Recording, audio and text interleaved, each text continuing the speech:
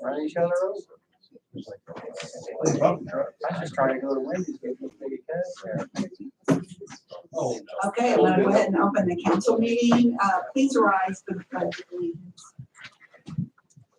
Pledge allegiance to the flag of the United States of America and to the republic for which it stands, one nation under God, indivisible, with liberty and justice for all. Okay, roll call please, Carol. Steve Beardsley, Present. Mike Bright, Present. Grant Fuller, Present. Joe Palmer is absent. Megan Sheets, Present. Clarence Worthen, Present. Eric Woods. Present. Okay, next on the agenda, public comments. We don't have anything.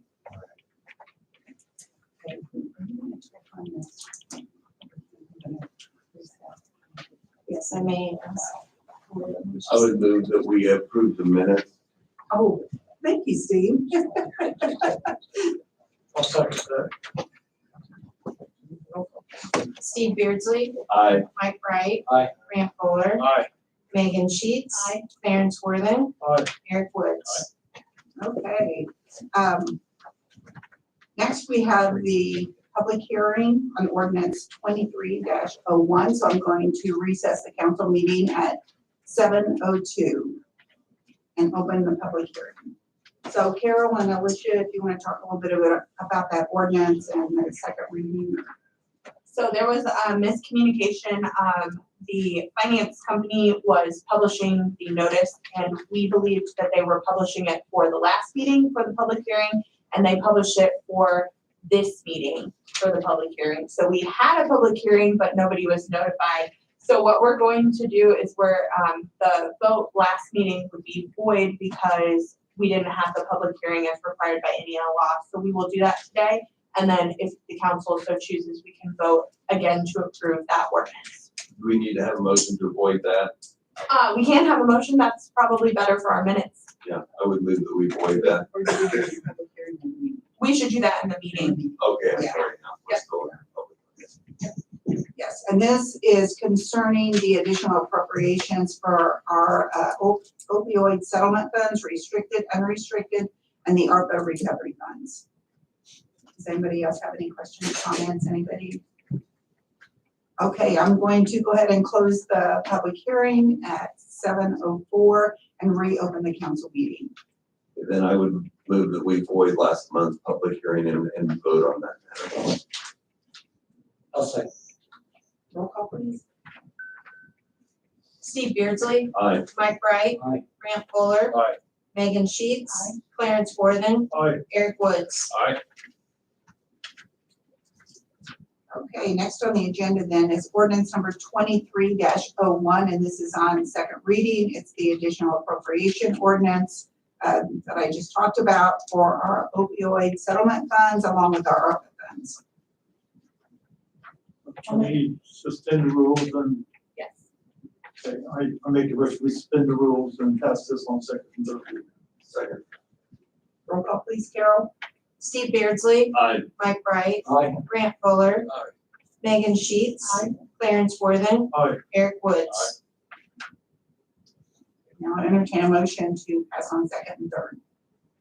So moved. Second. Roll call, please, Carol. Steve Beardsley, Aye. Mike Bright. Aye. Grant Fuller. Aye. Megan Sheets. Clarence Worthen. Aye. Eric Woods. Okay, ordinance number 23-01 passes on second and third reading. Carol will submit this to the Department of Local Government Finance, and once we get the approval back from them, then we will be able to spend those funds. Next on the agenda, we have ordinance number 23-03 on second reading. Last month, I didn't want us to do it in three, in one reading, but I would move that we suspend the rules and have it for second and third reading. Second. Roll call, please. Steve Beardsley, Aye. Mike Bright. Aye. Grant Fuller. Aye. Megan Sheets. Clarence Worthing, Aye. Eric Woods. Entertain a motion then to pass this on second and third. I'll make a motion to pass ordinance 23-03 on second and third reading. Second. Roll call, please. Steve Beardsley, Aye. Mike Bright, Aye. Grant Fuller, Megan Sheets, Clarence Worthing, Aye. Eric Woods. Okay, ordinance number 23-03 passes on second and third reading. Next on the agenda, we have ordinance number 23-05, and this is first reading. I would move that we read it on, by title only. Second. Roll call, please. Steve Beardsley, Aye. Mike Bright, Aye. Grant Fuller, Aye. Megan Sheets, Clarence Worthing, Aye. Eric Woods. Common Council, City of Frankfort, Indiana, ordinance number 23-05, an ordinance amending the City of Frankfort ARP Fund Plan.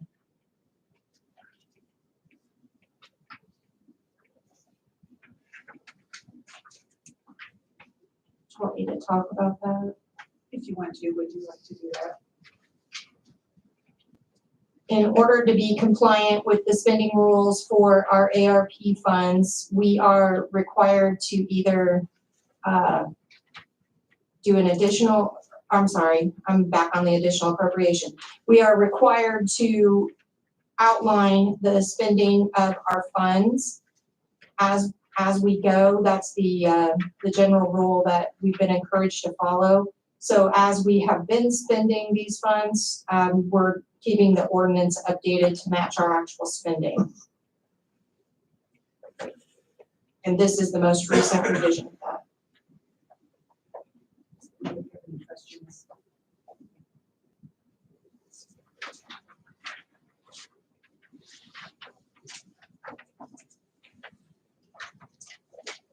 Entertain a motion. This be ordinance number 23-05. First reading. Okay. Roll call, please. Steve Beardsley. Aye. Mike Bright. Aye. Grant Fuller. Aye. Megan Sheets. Clarence Worthing. Aye. Eric Woods. Okay, ordinance number 23-05 passes on first reading. Next, we have resolution number 23-03, and it's a resolution approving old outstanding checks considered void.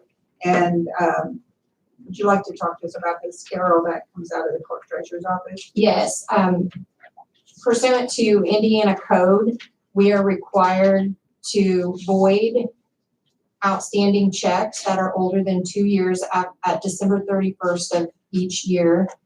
We played a little catch up with this last year and did, I believe, 2 or 3 years, but now we're on track. So these are the checks from 2020 that are still outstanding as of December 31st of 2022. And if I may add something, I was asked a question, why these don't go to Indiana unclaimed, and I did check the statute, and the statute provides that they must be deposited in the funds from which they are withdrawn. Good question.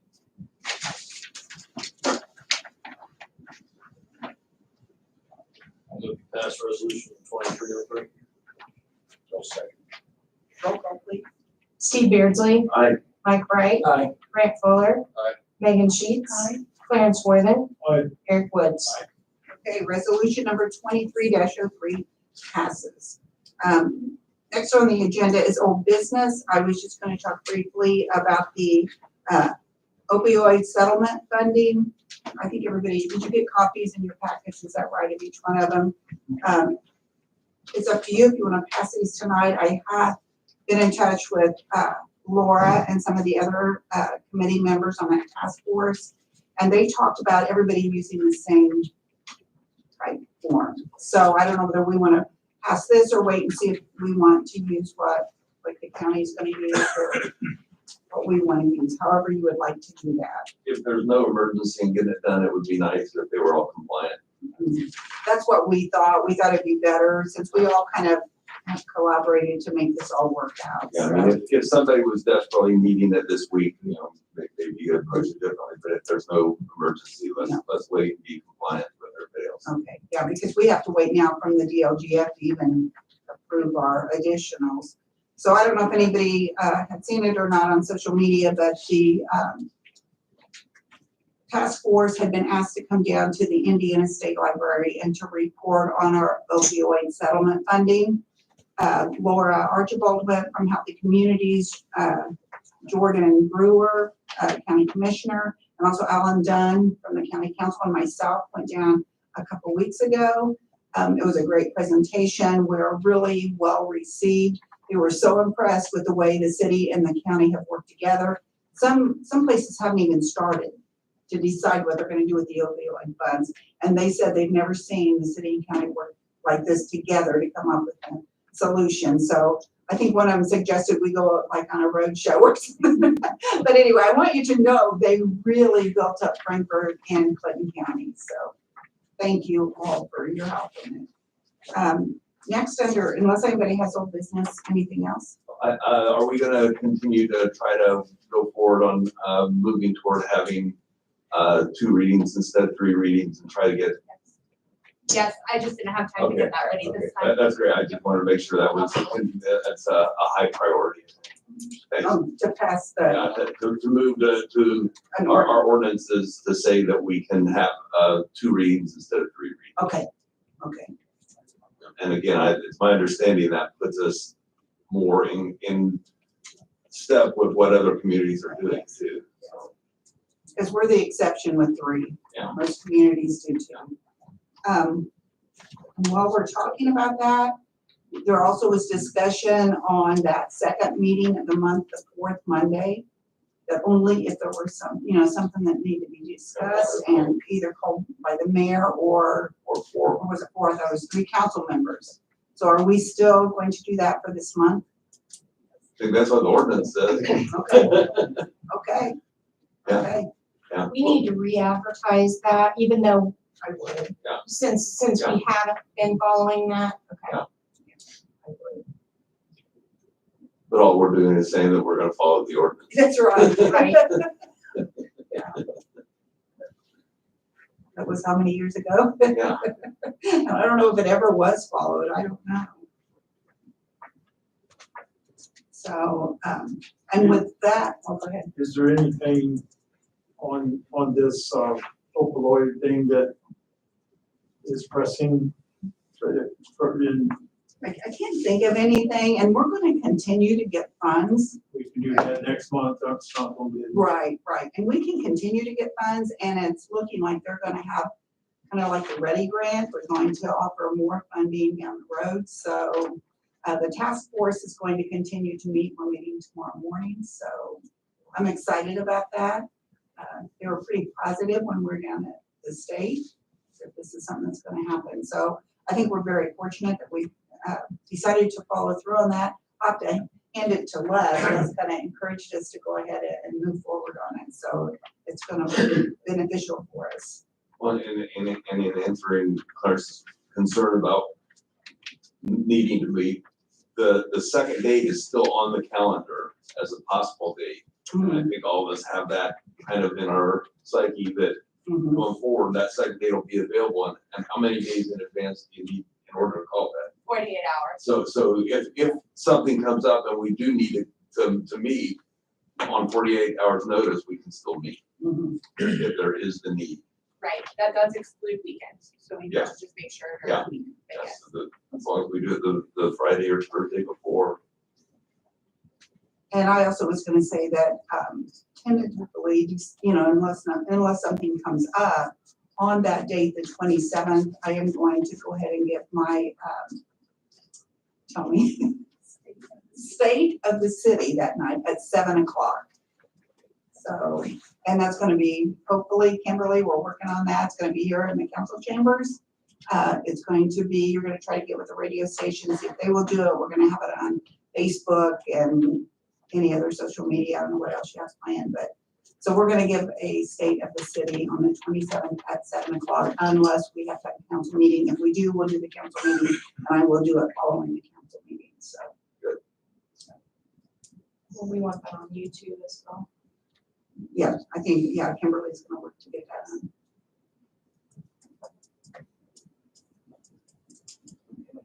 Is there anything else?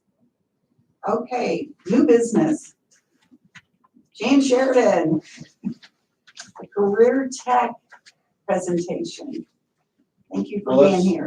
Let's qualify this, it's not a presentation tonight, so. this It's is just a update. brief update. Yeah, There this you is go. it's There a you go. brief update for what's going on. Thank you very much, Mayor. I appreciate the city council giving us the time. I apologize the last time I just had it scheduled wrong. I had it for tonight instead of the 31st, whatever that day was. So I appreciate the lenience.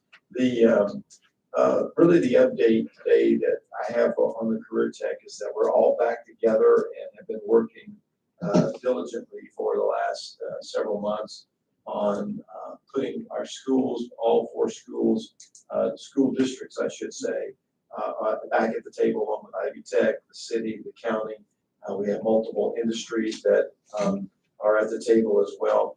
And we're excited, including Bauer Family Resources, working with our early learning and child care facilities. So at this juncture, what we, for those who may not know, the early learning, the cradle to career, we now call it C2C program project, which was, we were looking at the old Marsh building, but unfortunately the appraisal did not meet the needs that we, meet the funds that we had to be able to share.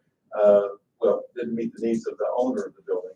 He wanted 1.1 million and appraised for 877,000, I believe it was. So, and that was, over a year ago. So we had to start looking and retuning, refining some of our thoughts. And so after a lot of discussions and a lot of back and forth and actually even breaking up, thinking, well, the schools are going to go their way and adult learning was going to go a different way.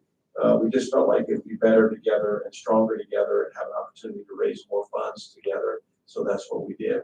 So we're at a roughly, the mayor was in a meeting today. We were in meetings this afternoon with the group. We are, roughly looking at about $21.5–22 million complete total project. But that is also a much more increased square footage than what we began with. We're at 73,000 square foot now, feet now, because of a lot of the other projects and programs that we're trying to bring in. Really quick backup here is that one of the main reasons that we are so focused on this is that, Indiana, the state of Indiana, and especially the READY grant that Clarence has been a part of that committee, workforce development, housing, and quality of life are 3 big areas that the READY grant wants to impact. And we did receive money for the READY grant through this as part of this project. So we're waiting to put that through the portal as soon as we get all the rest of the T's crossed and the I's dotted.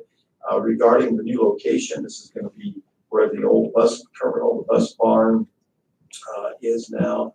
The goal is to relocate it. We're in the middle of the environmental phases. We're environmental 1, environmental phase 2. In fact, we signed those contracts today. So environmental 1, environmental 2 phase 1 and phase 2 will be underway here soon. So we'll be able to see, I think, a beautiful new facility that will both do childcare, urban learning, as well as multiple curricula to empower that career tech side of learning that we're so desperately in need of right now. So with that, I'll be glad to answer any questions. We are planning on making a full presentation.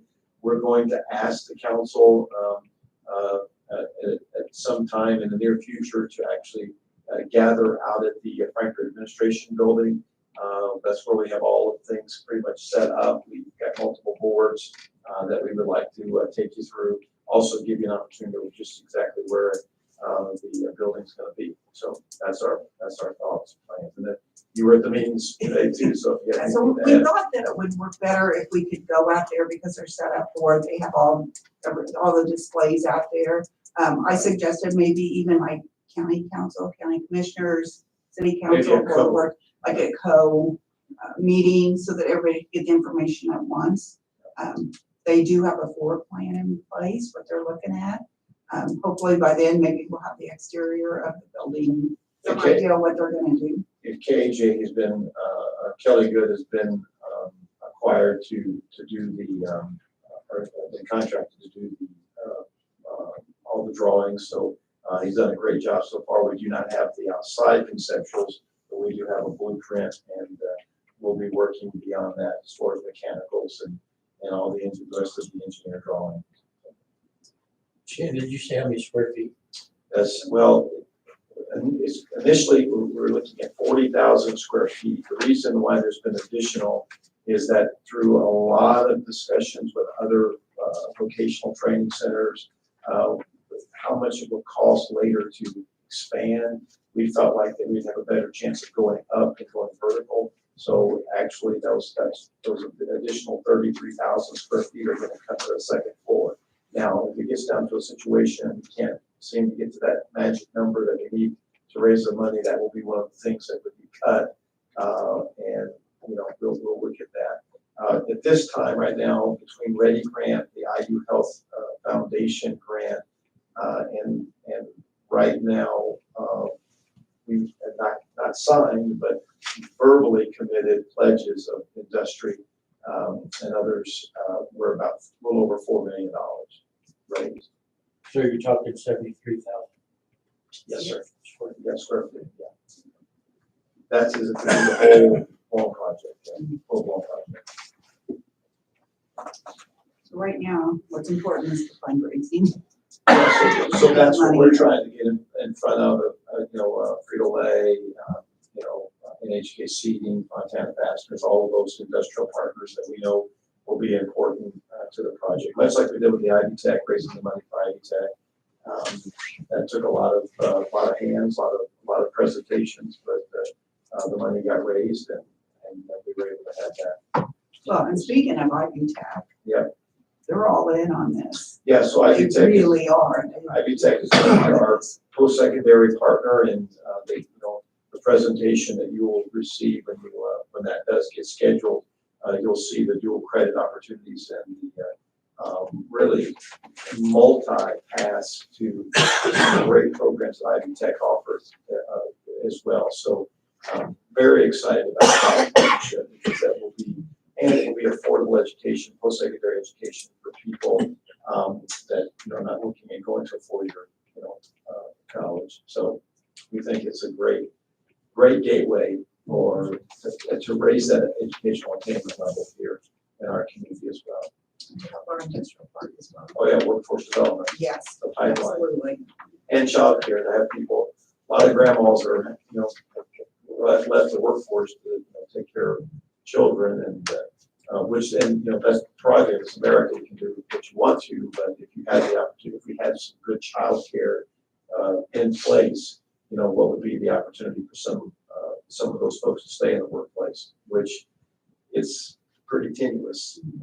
And this isn't just for students at the schools either, it's gonna be for adults as well. And so the schools, there will be a different entrance for adult learners, so Ivy Tech will have control of all of that, so there will be a different, and those adult learners will be able to come in at night, like around 4 o'clock, 4:30, and have night classes, which was initially intended to be done back in the day anyway. So, it just is a great opportunity. And is the, all 4 county schools Yes, in on this? yes, including the crossing. Any projected timeframe for the collaborative meeting? I don't think we really set we're waiting. We would like to get the outside conceptuals completed, which I think is going to be another week or two. So I would imagine sometime in March.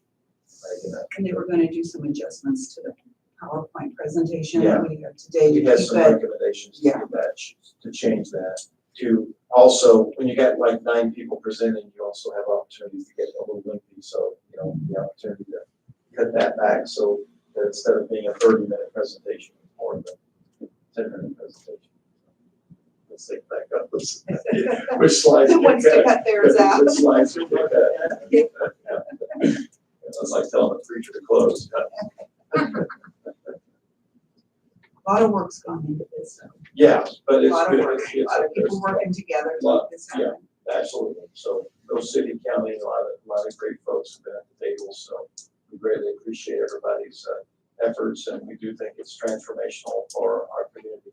And what I was going to say earlier is one of the reasons that we're doing this is that state legislation went into effect this year, 2023, or this fall, this 2023 school year coming up, that we will be in a pathways model for curriculum. So in other words, kids will choose a pathway, they'll choose a career path, and they will have to maintain that. So we, schools have to offer that curriculum and those opportunities for students. And, you know, right now, and we hear this a lot, you know, I should say a lot, but I do hear it in our region. Why don't you just come bring them over here to Lafayette, or, Lafayette Academy? And I said, well, that would be nice, but, I kind of get a little frustrated when people are getting, cherry picked by Subaru or Caterpillar or another, where we need them here locally. So I would much rather have a program here, have a project here, that we can keep our students here if all possible. Just in early learning alone, we have 64 students on a waiting list, just in the early learning program alone. So, not 150 in building trades. So, any other questions? Be done before 7:30. Thank you very much. Appreciate it. And we'll get back with you when that gets scheduled. I know there were some things they wanted to do before they had that meeting. We just thought that was the best way to get it together. We'll do some sort of a advertisement to let the public know. Okay, does anybody have anything else?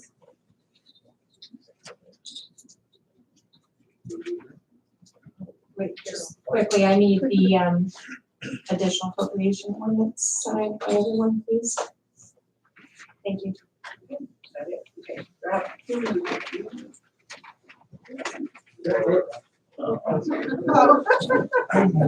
So funny. Thank you, everyone.